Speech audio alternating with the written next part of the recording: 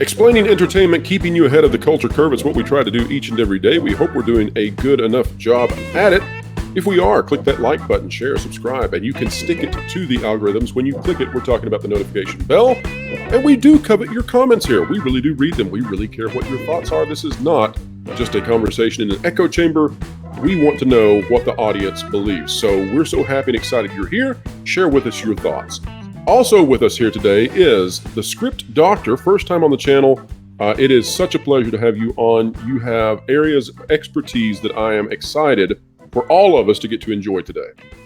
Well, thank you so much for having me here. Been following you at that Park Place for quite a while, and I've always enjoyed our other conversations we've had on other streams. So it's an honor to be here on your channel, which it has been a lot of fun to watch over the past few months.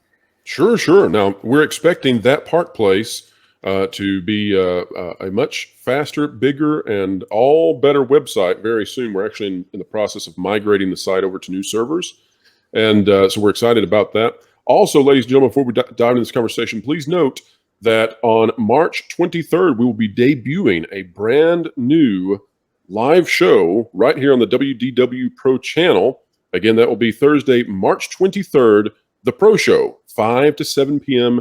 Eastern Time, just in time to lead you into your other favorite live shows. Be watching out for that. All right, Script, we are going to be going into some unexplored territory for me. And to me, that's some of the most exciting stuff, right? It's like going on a hike to somewhere you've never been before, but you're told that there's something great at the end. And that's the way I feel about this conversation. You and I chatted about the opportunity to talk about two characters that are at the forefront of development right now, in the present. Those characters in development being Superman and Batman, two of the most iconic characters in the Western culture, popular for decades and decades and decades. Perhaps the iconoclast of the comic book industry. And now they are in the hands of James Gunn, Peter Safran, and others as they begin to work on how to detangle what these characters have been through cinematically and how to now encapsulate the best of their qualities, the worst of their qualities, and present that to audiences in a way that audiences will love. You spend a lot of time thinking about these sorts of things. You have expertise in this area. And so let's start off with Superman. I'm very curious about your thoughts.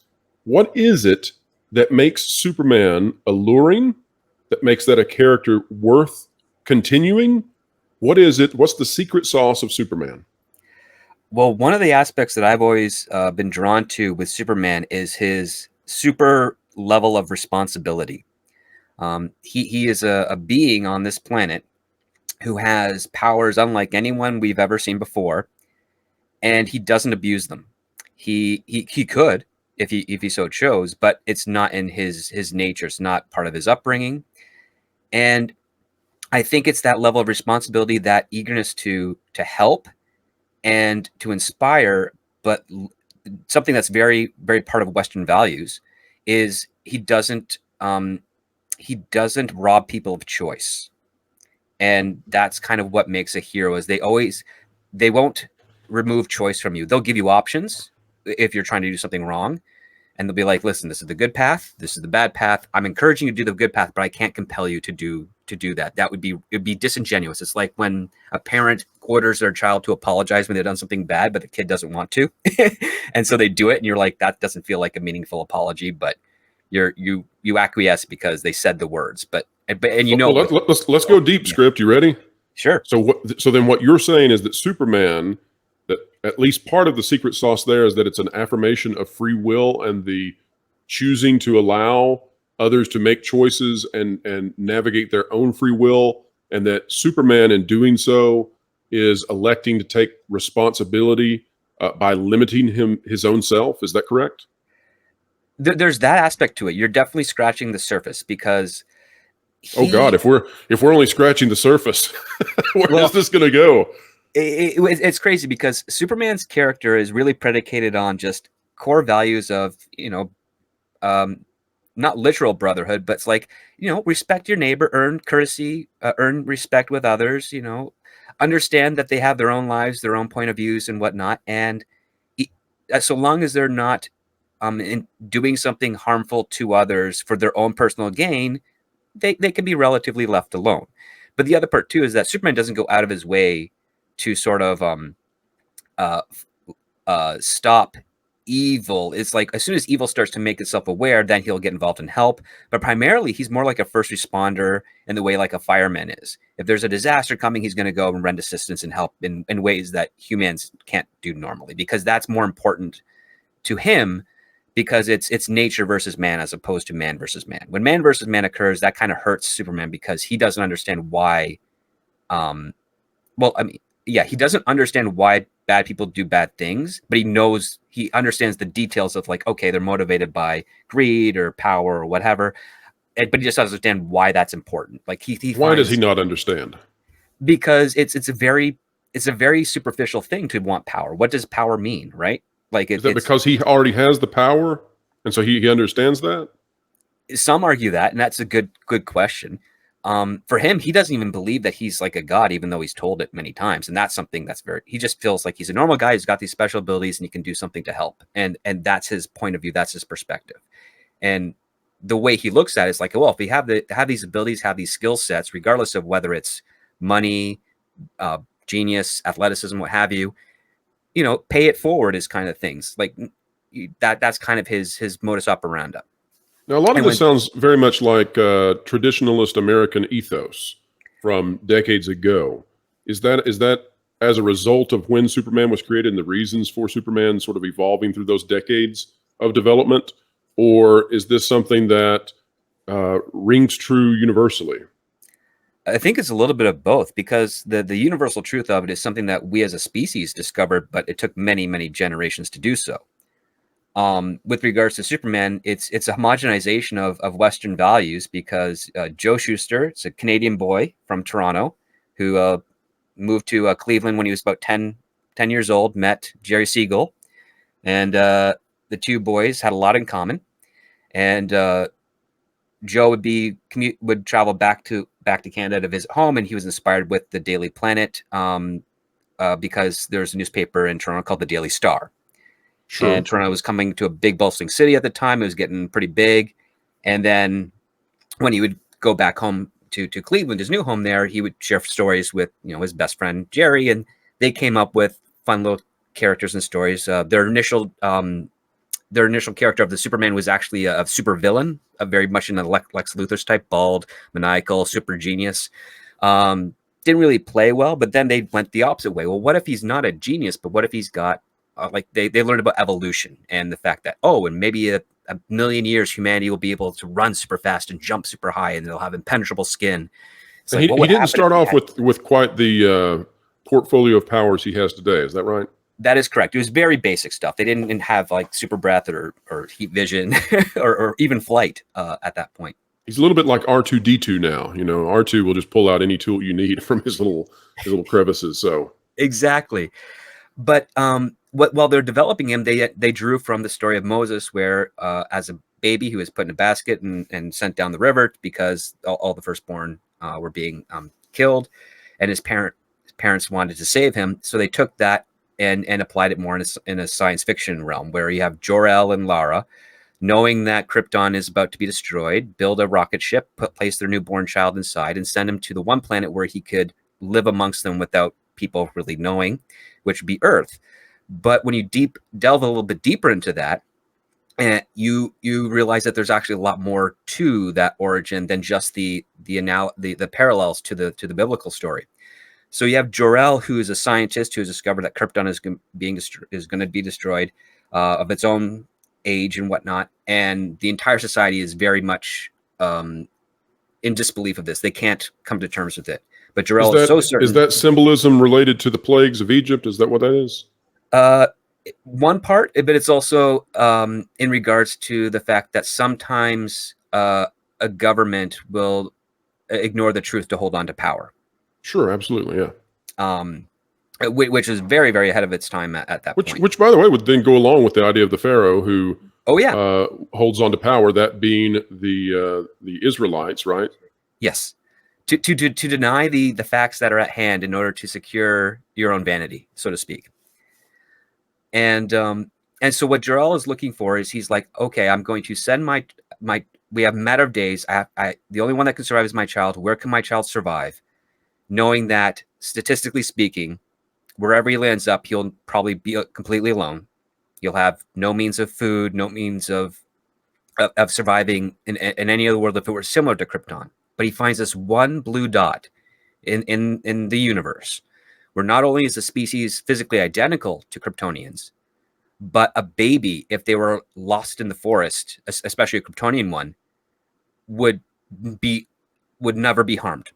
Nothing on that planet could hurt it because of the weaker gravity, the dense molecular structure of Kryptonians, and the radiation that comes from Earth's sun. It would give him all the protection he needs as an infant if he were to be not found by anyone at all. So it's the Goldilocks planet for a Kryptonian. And so he sends his child there. He has no idea that the baby's Kal-El is going to be found by a loving family, be nurtured up. There's no way for him to predict that at all. But he does it as a risk because he's like, at least my child will survive on this planet. Nothing can harm him, and he'll make it to adulthood, and hopefully he'll be able to live a life that he would otherwise not have here on Krypton. It's a huge leap of faith, and it's also very much predicated in the science of, yeah, if we were in a situation here on Earth and we had to do the horrible thing of like of parting with our child in order to save them, where would we send them to where we know if they're never found by and adopted by a local family on that other planet, they would still be able to survive? It had to be someplace where the elements could never harm this baby, because it's a baby. Babies are helpless. They can't do anything. They need us as parents. So let's talk about the divergence from the symbolism found in the Hebrew story of the baby Moses. So in that story, Moses is put into a bed made of reeds, I believe, and put into the water where he'll be kept safe. And then the idea is that he is found by nobility, right? The very ones who are enslaving the Hebrew people, he is found and brought into that royalty, brought into, I guess, who will become the villain later on. And then he'll realize that, as time goes on. But the diverging point here is that Superman, Kal-El, is not sent to the enemy. He's not sent into nobility. Rather, he is sent into relative poverty compared to his prior location, sent into relative ignorance compared to his prior location. And yet, his adoptive parents, who will discover him, raise him in such a way that perhaps this morality that you were discussing earlier is infused into him from a young age. Can you talk about that and what that direction of the story is saying, that divergent point from the original symbolism? So when he is sent to Earth, and the miracle of the story is that he is found by a family, a small farming family, who are of an age where they're pretty much in their late 40s, early 50s on a charitable side of things, and they were never able to have children. And so this isn't a Marty McFly situation where they come in with a shotgun to the barn. No, it is not. Thank goodness. What ends up happening? Very dark story otherwise. Yeah, they're just they're living their lives normally, and they witness the landing of the spaceship. And one of the best traits that humanity could ever have, and sadly it's been diminished over generations, is curiosity. Curiosities allow us to get where we are today. And this farming family, the Kents, driven by their curiosity, investigate what happened. What was this thing that flew by them and then landed into a field near their property? And they peek inside the crater and they see a little baby, helpless, among the wreckage. And their instincts, humanity itself says, "Oh my God, there's this little beautiful child here, all alone.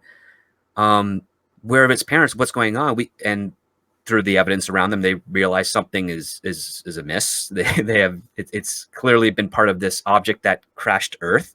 They don't know if it came locally, like it was launched into space and swung around and landed. They speculate at this point, but regardless of that, they understand the responsibility of, there's this child, and children need guidance. They need parents, need guardians. They need nurturing, and they adopt the child as one of their own and raise this kid with the core values that they themselves lived by.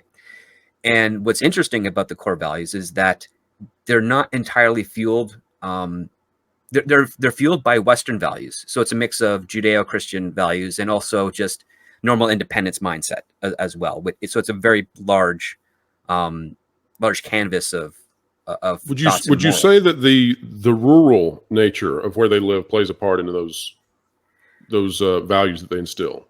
It can, but it's not unique to the rural nature. I mean, I know many people that grew up in cities that exemplify many of the same values of that. It's really just the environment. The rural nature, I think, was used for two reasons. One, plausibility, to allow for an alien creature to land in an area and not be noticed by the government and Sure, other authority absolutely. figures. And then the other part too is it works better for a child that is discovering that they have powers on this planet to do so in a safe environment, such as a farm, which is usually a large plot of land, relatively isolated in comparison to other communities. And it allows you to suspend your disbelief in that, as the Kents learn with Clark, their adopted boy, that he's got superhuman powers. He's not being exposed constantly to the world at large. So they have a little bit of control and a little bit of leeway to provide education, guidance, and nurturing to Clark so that he can grow up to be a secure man.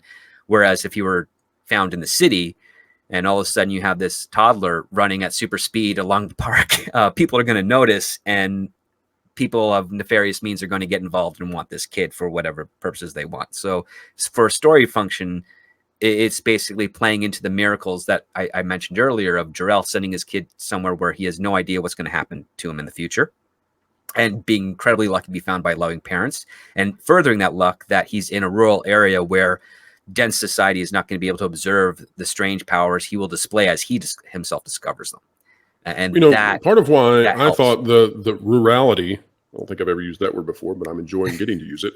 Part of Yep. the reason that I thought the rurality of the story was important is because it also allows for a higher degree of innocence as he grows up.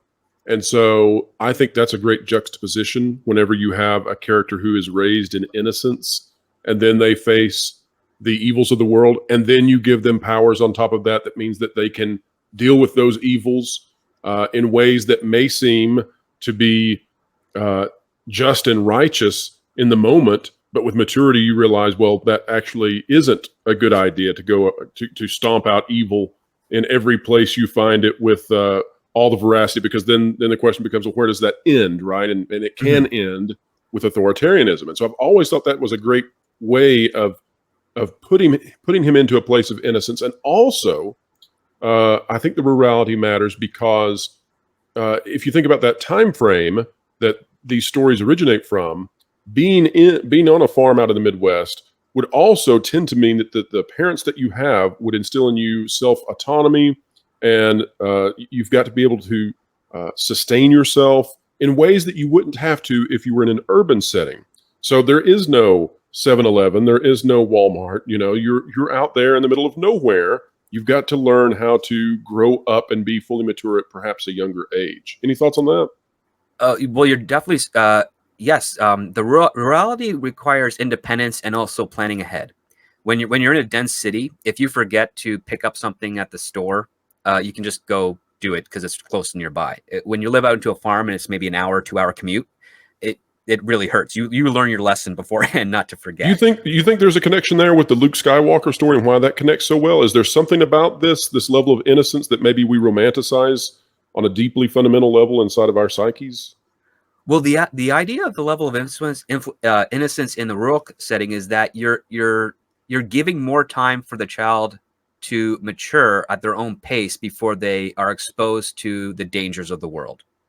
Sure, and there's that idea. There's that idea of I'm going to go to the big city. I'm going to really go, somewhere in this world. But Well, yet, and that also goes back curiosity. goes back to Frodo, right? And Mm-hmm. the Shire. The idea of this nascent place for you to grow up in a protected bubble before you take on the actual real world, which is far less than what you may have anticipated. So I noticed that you said protective bubble. That is a very, very good observation, because one of the things that I have learned growing up. Now, full disclosure, I am not a parent, but I became a godparent at a young age, at 16, and of 7 godchildren I have, and I've helped raise them into their maturity. And I ended up taking on a lot more responsibilities. For those of you Than who don't know, Script is actually an 80-year-old man. He's using quite the voice modulator to fix this. exactly. He's raised a brood of youngins. A brood of youngins. I've contributed to that up until their early teenage years. And one thing that I have learned is that instinctually parents want to protect their childs, but the responsibility of a parent, in addition to the protection aspect, which is usually done for like when they're very, very young, is they have to start preparing them. And a parent that knows their kid well knows what their level of threshold is for preparation. And one thing that I knew, because again, I grew up in a small town who was surrounded by a lot of farms, and so I also have an intimate knowledge with farming, is that farming families, as they're teaching their kids, the chores that are and responsibilities of running a farm, they're also preparing them for the responsibilities of the real world and preparing them as well for the dangers of the world. But the kids don't quite grasp that in their youth. They start to piece those things together as they lose more and more of their innocence, which comes with maturity. So you're saying the little red hen has more meaning in it than that it's just about a chicken with some food. Yes. I see where this is going. Yes. Because here's the other part too. If you were to be, and this is something that some writers have actually failed with Superman in certain iterations, which is that if you spend all your time protecting your children, when are they going to learn about preparing for them and being independent of themselves? Right. You infantilize them. Exactly. Like, again, you have to protect your child when they are completely helpless, because that is your responsibility as a parent. But as soon as they start to learn things on their own, start to develop their own agency, and you are able to see how they process information and respond to it, you as a parent, your next step is like, okay, they can now survive on their own for a day without my need. Good. All right. Right. And if you don't pay attention to that, then you follow the path of the archetypical devouring mother, right? The one who will not allow her children to have their own adventures because she fears that which they will encounter. Exactly. And she or even the devouring father, they're too attached to their children's innocence and want that to be preserved because there's comfort and control there. But that's something that a good parent has to relinquish, and that's something that the Kents teach Clark as he gets older. And you can cite some comic books, but the most common one to cite is, of course, the movie by Richard Donner. And one of the things that the wisest words that Pa Kent says is that when he tells Clark, when you were little, when we found out what you were from and what you could do, we thought people would come and take you away. But as man grew older, became more wiser, they realized that that's not the job of the parent. And he's basically just trying to tell Clark that, yeah, sure, you could be a star athlete, but when you have when you have the skills that you have, the powers that you have, maybe you're here for more than just, throwing touchdowns. Right. And that's like, sort of like a 25-year-old going and playing t-ball with 5-year-olds. Yes, exactly. And then the other part too is that Pa Kent is not telling Clark to be a superhero. He's not telling him to do anything. He's just saying, consider the fact that you might have more value than what your physical abilities are. And that's great advice for a parent, especially when they start to notice what the kid's interested in. Is like, you know what? You're interested in that. Maybe we should nurture and encourage that interest. And instead of trying to force you into something that you're not. And that is also comes into a later flaw with Superman. And it's done so by some writers that are trying to do something new and trying to be very dramatic, but are kind of missing the point, which is the fact that we as the audience understand that Clark Kent's destiny is to become Superman. Nobody within the world of Detective Comics and the Superman universe should know or expect Clark Kent to become Superman. That has to be his choice. And if you don't make it his choice, he then is less of a hero because he's now doing it because some other power is compelling him to do so. And the whole theme of Superman is individual agency and choice. And the on both sides. On both sides. And the whole theme with regards to what heroes are is the fact that they're taking action of their own choice, of their own free will, to try and bring justice or help people because they know it's the right thing to do. And Clark Kent is a paragon of that. He knows there's always a right thing to do, but he may not know exactly what that right thing to do is at the time. Part of the journey, part of the interesting aspect of writing a character like Superman is having fun with that. Realizing, right, now let's contrast that script. Sure. Let's contrast that now, because I think this really gets into the yin and yang of our two big heroes within DC. So let's look at Batman. Sure. And when we look at Batman, we have the total opposite. In It that appears Batman's innocence, or Bruce Wayne's innocence, young Bruce Wayne, his innocence is stripped away very early on by the death of his parents. The death of his parents being a murder also means that the free will of the ones he loves most is taken away in the most ultimate method possible. He's exposed to the darkness of the world in an urban setting from the very beginning, and then he has to explore the world without that, without the paternal and maternal forces other than Alfred that you would anticipate. How does that change that character and the path forward in such a dramatic way? And even down to the iconography of Superman being very bright and bold colors, and there's an optimistic tone in the best of those stories. And then Batman, of course, we know that look, right? All grays and darks and noir. What are your thoughts on those origin stories and how they both succeed, but in very different ways? So there's a lot of overlap between Batman and Bruce Wayne and Clark. So Bruce Wayne's he grows up in Gotham, but kind of not really. He's in a suburb. He's in a mansion that's on the outskirts of the main city.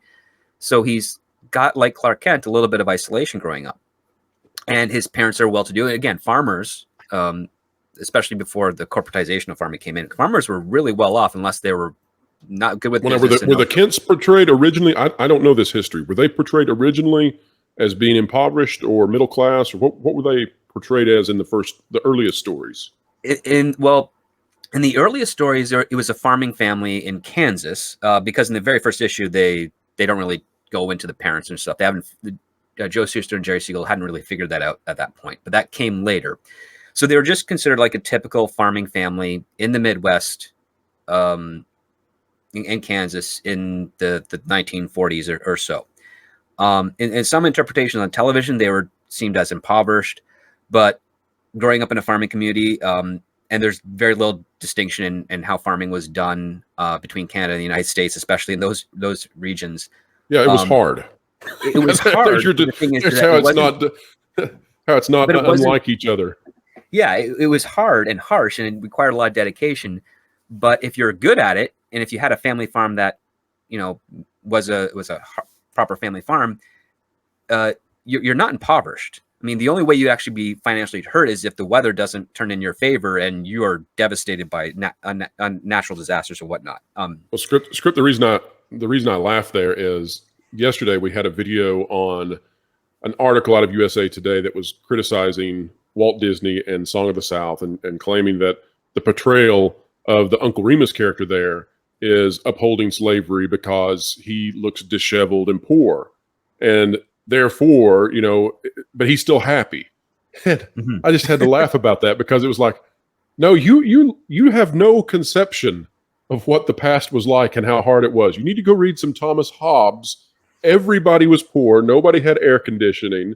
Nobody had a cell phone. There were no Walmarts, and you just keep going down the list. And so it's so funny for modern people, And so when you brought up what farming was like, my first thought was, it was hard. That's what it was. I mean, it is hard. Luxury of the 40s is very different from even poverty today. Oh yeah, like by today's standards, you'd think that it'd be poverty, but by the standards of that time, they're feeding America, right? So that's an excellent point. It's an excellent point on how we look back at these characters from our current pedestal, and they may look poor to us, but that's not necessarily what the original stories were trying to convey. It's a completely different idea. No, it's basically just the working man. And the thing is, it wasn't trying to create pedestals for either business class or salt of the earth class or anything of that nature. We're just saying that everybody contributes in ways that sometimes we don't notice.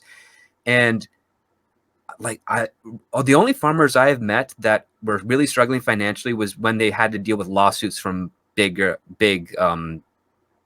corporations that were doing farming of that nature. Well, I'm sure that farmers are just like us. I would bet that there are those who are highly successful, that there are those who are struggling, and everybody in between. We wish everyone well. If you're a farmer listening to this, we hope you have the best yield ever. So, 100%. Because again, the notion, and I knew this when I started traveling for work internationally to other cities where they would say, "Oh, you come from a farming town. Everything must be pretty poor over there." It's like, no, farmers are really well off. I mean, again, when they What a harvest thing. and sell, they sell for a big yield and a lot of money, and that they have to use that Sure. money for their seasons to finance the rest of the year, Yes, so they can get I the next come from cycle. I So come from a poor bumpkin farmer would territory never, where you get all your nutrition. Yeah. yeah, like a poor farmer would never be in business. I mean, that's just the nature of economics.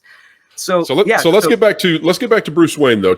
yes. Let's talk a little bit more about how that contrasts with Superman and where those origin stories overlap in terms of values. Well, here's something that's very fascinating with Bruce Wayne is that even though he comes from a very rich family, far more rich than Clark's family, of course, but very rich family, his father is not an idle rich. He's not an aristocrat. He's a doctor.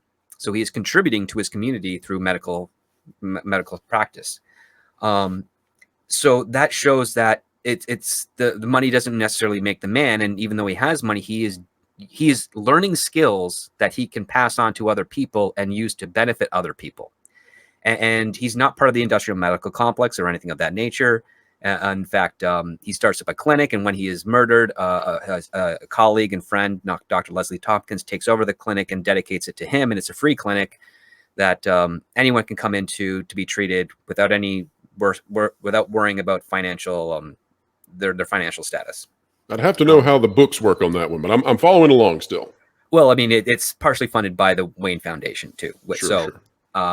But again, you have a doctor who is raising a very bright young boy in Gotham City, but outside on the Palisades where Bruce Wayne is growing up, and they make occasional trips into the city for social events and whatnot. And you're absolutely right. And the city at that point is still just as corrupt as when Batman begins. Is that right? Relatively. I mean, it's not as severe as it will be when Batman finally debuts, but it's definitely on the decline. It was a commentary on the Great Depression of the 30s, because again, people were desperate, they're poor. Some were committing crimes just to make ends meet. Sure. Some were doing it to exploit prohibition others. stuff still, the mobs, all that. Yes.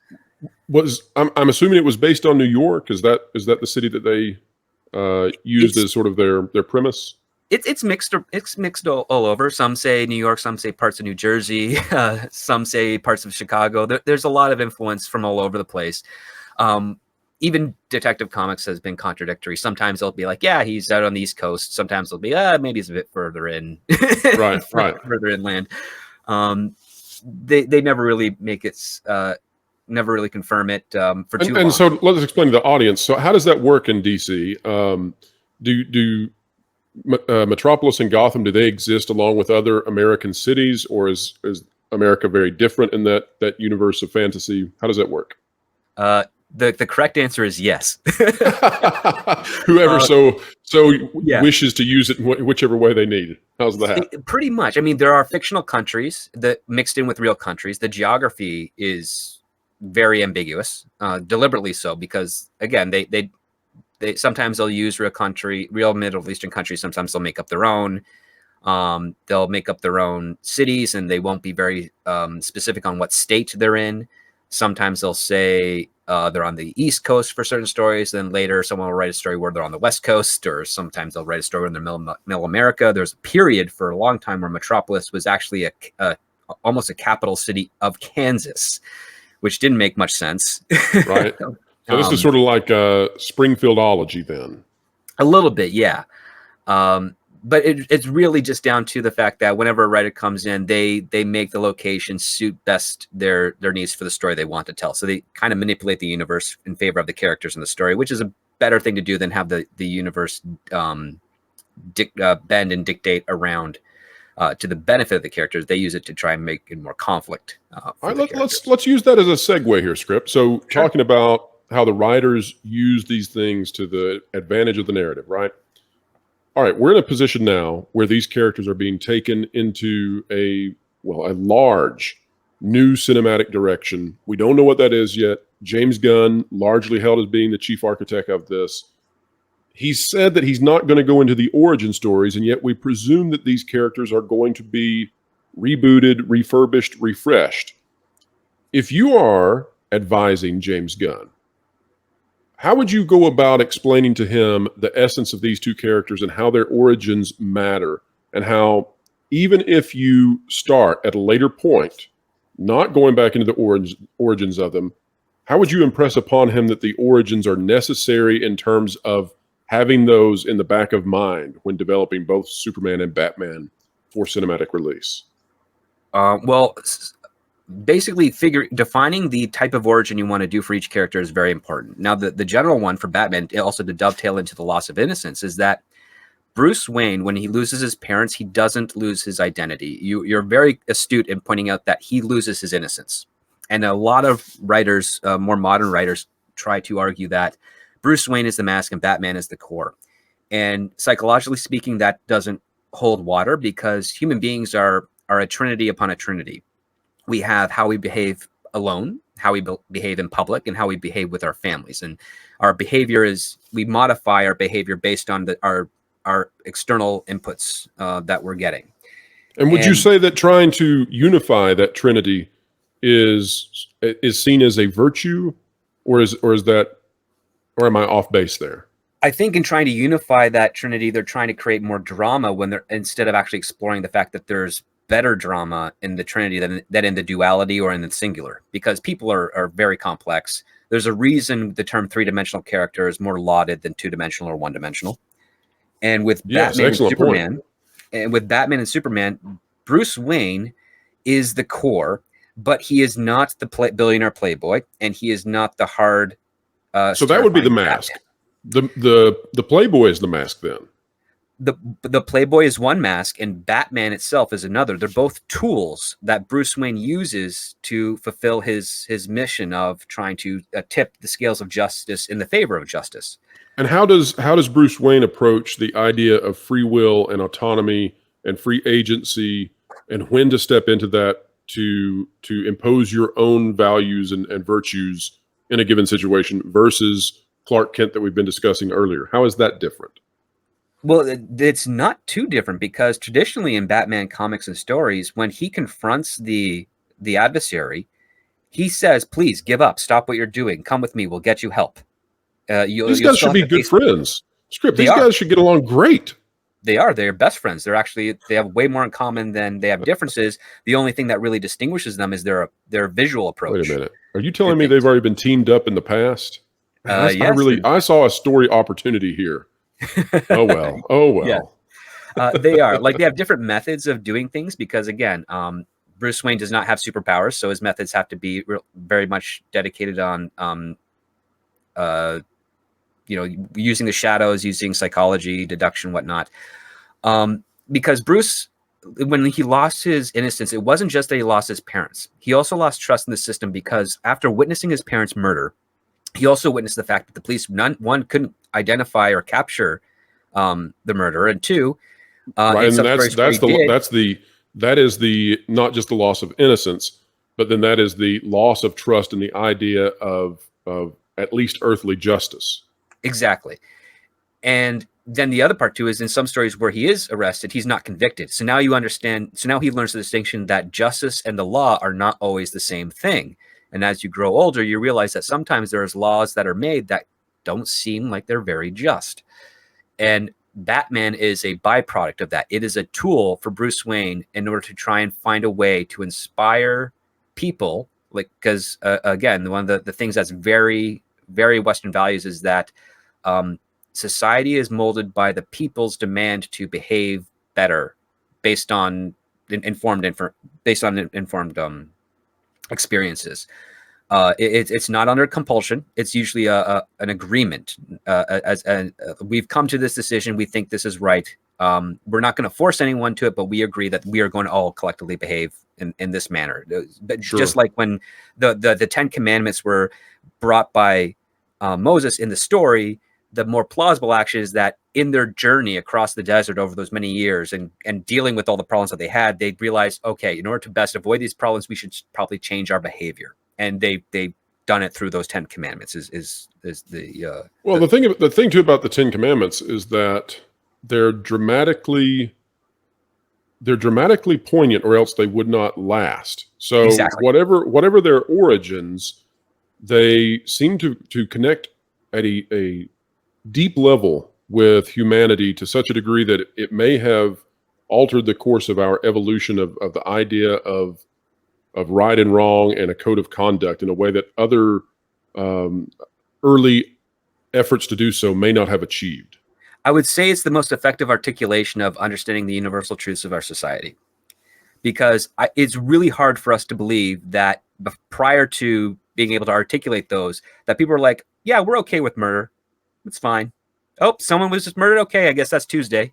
I don't believe they would ever be that way. I think there'd be emotional harm whenever someone would lose a family member. So and also not to go deeply theological on this too, but I think the Ten Commandments coming out of an area that was mostly polytheistic, the fact that they inside the Ten Commandments, it's distinctly monotheistic.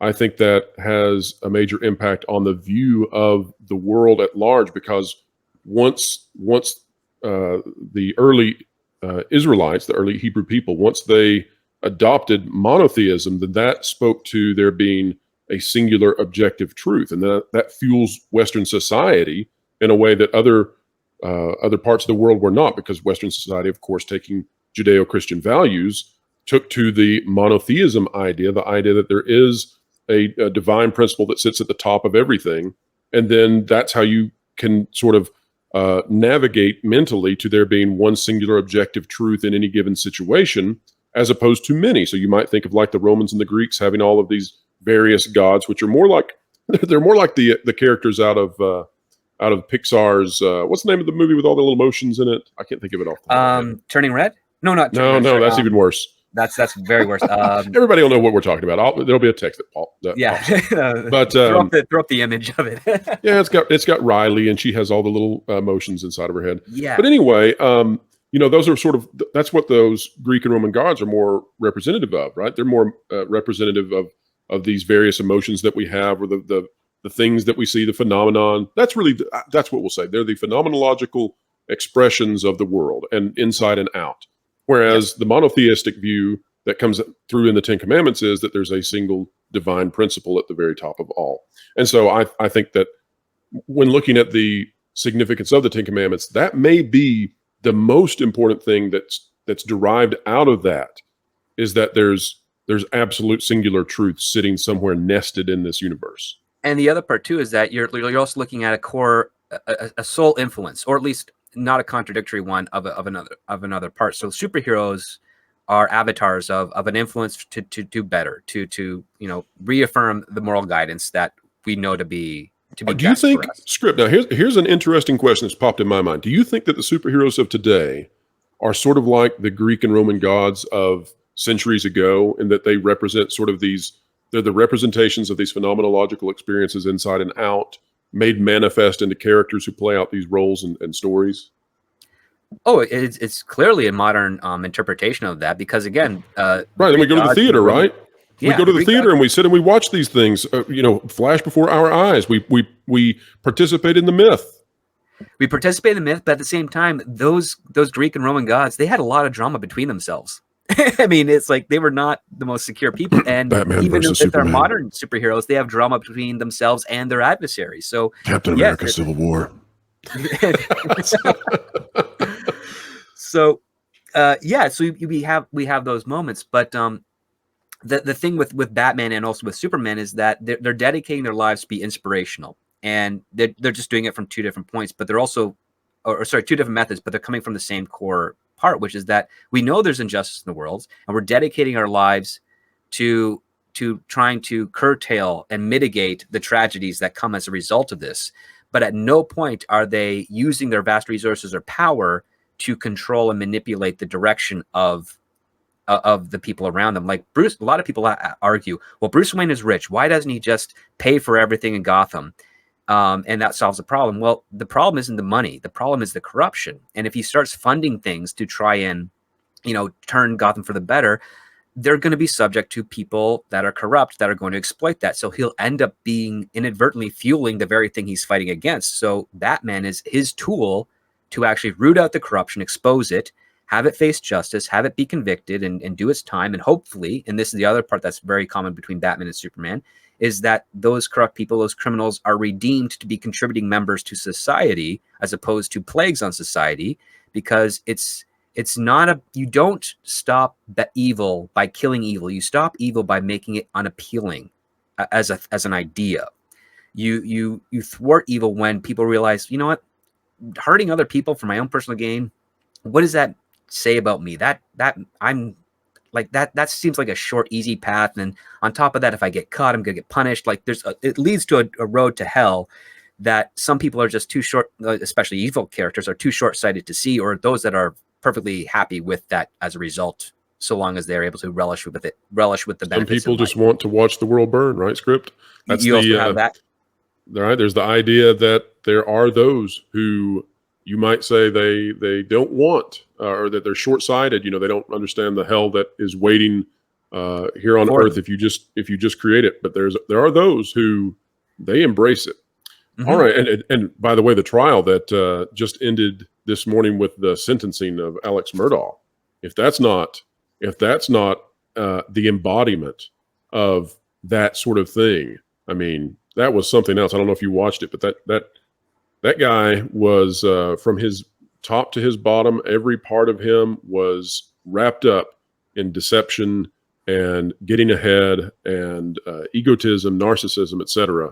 And selfishness. So I do think, and I do think there are people who, as much as we would like to wash it away or discard it, there are people who they truly, to their core, they're evil. But that will be a topic for another day. We do need to wrap this up. I'll get to a couple of the cool things about these characters in regards to the direction. So remember this, that like Superman and like Batman, they may be the thing we see most of the characters, but they are the tools with which the characters use in order to achieve a goal. So if you really want to get Batman done right and do him in a way that the mass audience hasn't seen before, but definitely is true to the character, you have a core Bruce Wayne who is dedicated to the cause, who when he goes out as Bruce Wayne, he's playing a role of billionaire playboy. And then when he goes out as Batman, he's playing a role of someone that's a bit more stern, stoic, dedicated, and a little vicious in a retaliative manner, not in an active manner. He does go out on the hunt or on patrols, and he thwarts physical crime when he can, but his main goal is basically something that's kind of akin to his father. It's surgical. He's trying to root out the source of the corruption and make sure that when it's gone, nothing comes back to take its place and continue the disease that's plaguing the city. Like trying to eliminate a cancer. Exactly. It's sometimes you can cut out the tumor, but if there's just a little bit there, or you don't properly suture it up or anything, something can grow back even worse. So he's got to figure, that's his kind of goal.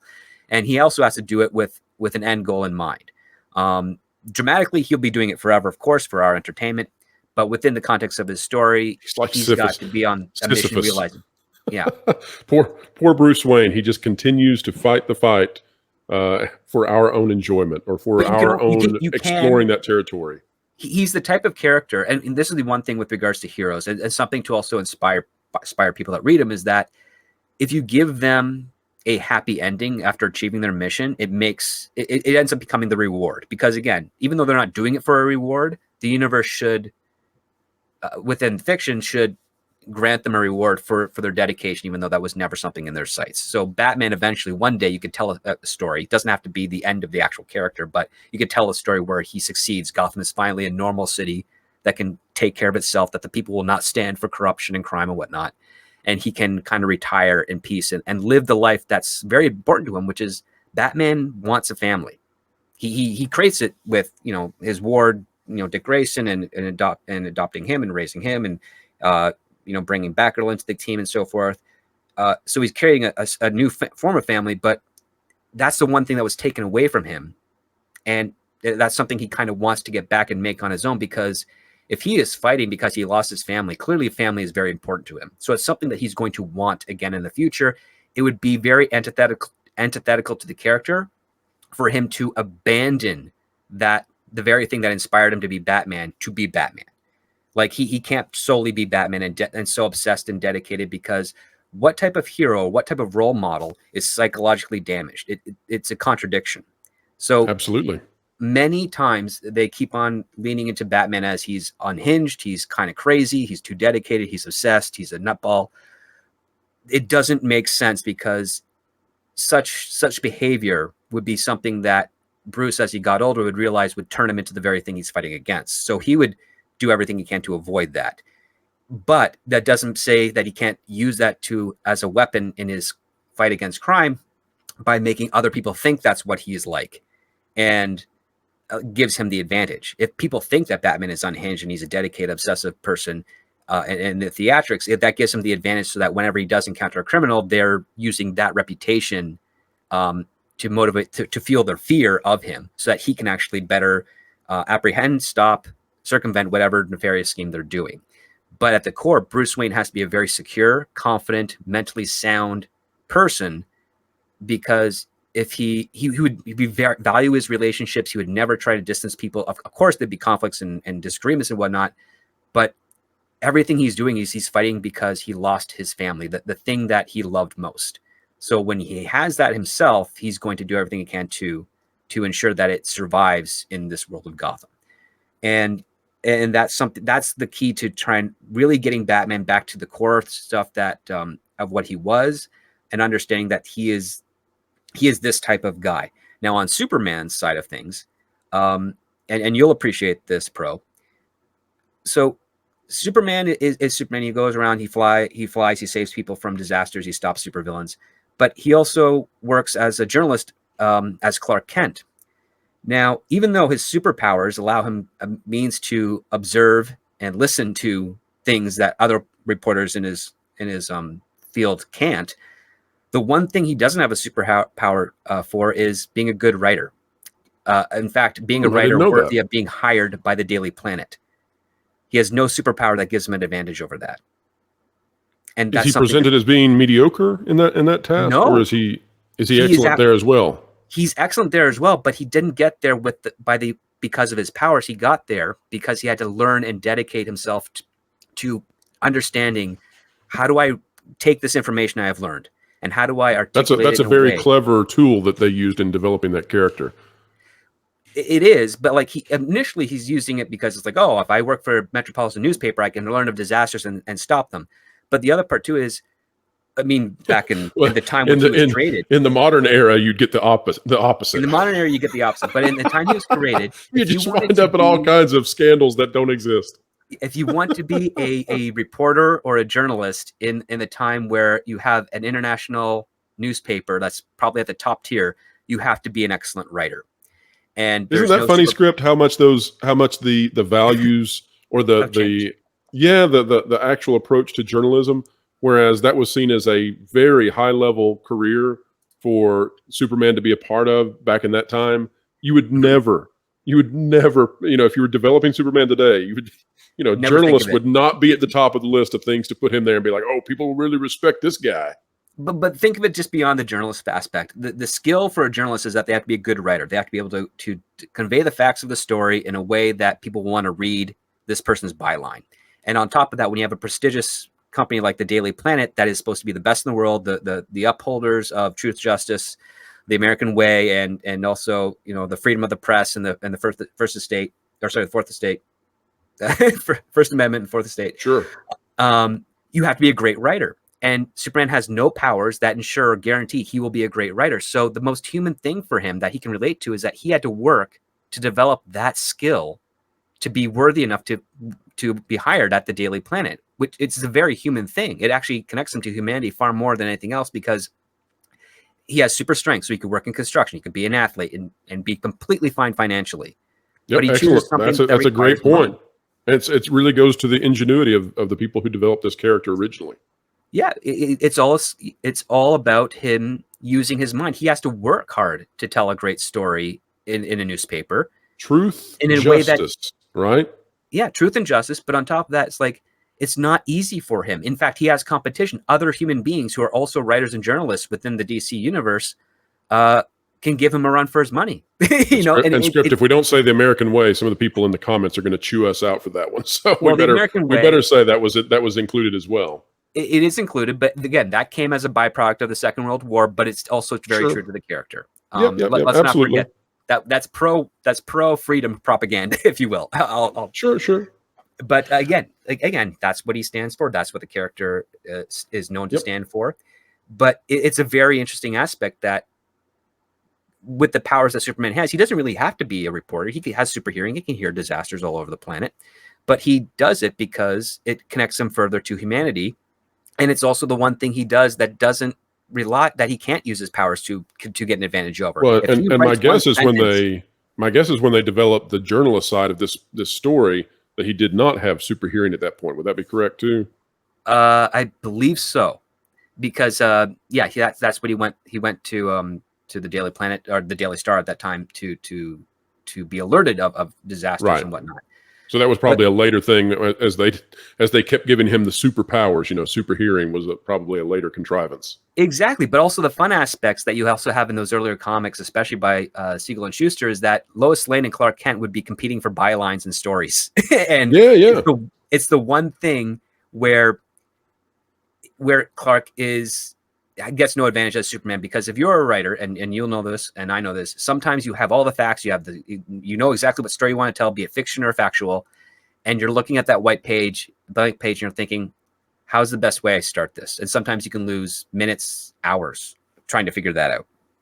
And absolutely, Superman is very much vulnerable to the exact same thing. And I think that's a brilliant aspect to consider when you're exploring this character, is that there are some things here he is doing that his powers don't give him an advantage for. And that shows you how deep of a character he can actually be. And if we start presenting him like, yeah, sure, he can type it faster than anyone else, but to articulate, to come up with the narrative, to best convey the information he has gathered to inform the people that this thing is happening, that's a skill that he had to learn on his own, that he did not get blessed with by the rays of Earth or the atmosphere of the rays of the sun or the atmosphere of Earth. It's when you understand that part of Superman and the character, and the fact that the superhero aspect of them are the roles that they do in order to kind of say thank you. Like Superman is being Superman to say thank you for Earth for existing so that I could survive when the rest of my species couldn't. I'm happy to pay it forward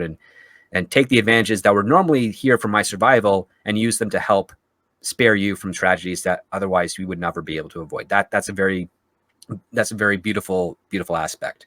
And for Batman, here's a guy with a lot of wealth who's like, I could leave Gotham and never have to deal with this tragedy again, and I could live life as a victim, and he doesn't. But instead, he's like, I'm dedicating my life and resources to saving this city, because I'm a citizen of this city, and no one should go through what I went through. It's wrong and it's evil, and I will do anything I can to stop it and change the corrupted systems to prevent that from happening again and again. I mean, it's all the things that they have to do, and they decide where they could have brilliant lives of their own, and they say, nope, we're going to get involved, and we're going to inspire, and we're going to do something to change it. There you go. Well, Script, this has been, in my opinion, one of my favorite conversations we've had on the channel. I assure that people in the audience could go to Cambridge, they could go to Harvard, they could go to Princeton and not hear a lecture, a discussion about these kinds of topics at this kind of level. I now appreciate the term doctor at the end of your name. I think perhaps in the future it should also go at the front. So you have earned your PhD well, sir. And I hope, and maybe I'll put you on the spot here, can we get you back on next week to dive into the weaknesses of these characters as well? I think this is a fantastic discussion to continue. Yes, I believe we can do that. That'd be fantastic. Okay. The weaknesses are not as obvious as you think. Fantastic. Let's continue this dialogue, and I hope everybody out there has enjoyed this as much as I have. I have greatly enjoyed the conversation, diving deep into two characters who resonate deeply with all of us, or most of us, at a psychological level, and that we have embraced as a culture. If you enjoy content like this, make sure to click the like button, share, subscribe, and you can stick it to those algorithms when you click it. We're talking about the notification bell. Unlike some channels, we covet your comments, not just for the clicks and not just to raise the signal of this video, but really we care about what you think and want to know and dialogue with you. So please share. We'll try to respond to some of those comments and give you our thoughts and feedback as well. Folks, wherever you are, whatever you're doing, keep learning, keep growing, and keep having fun.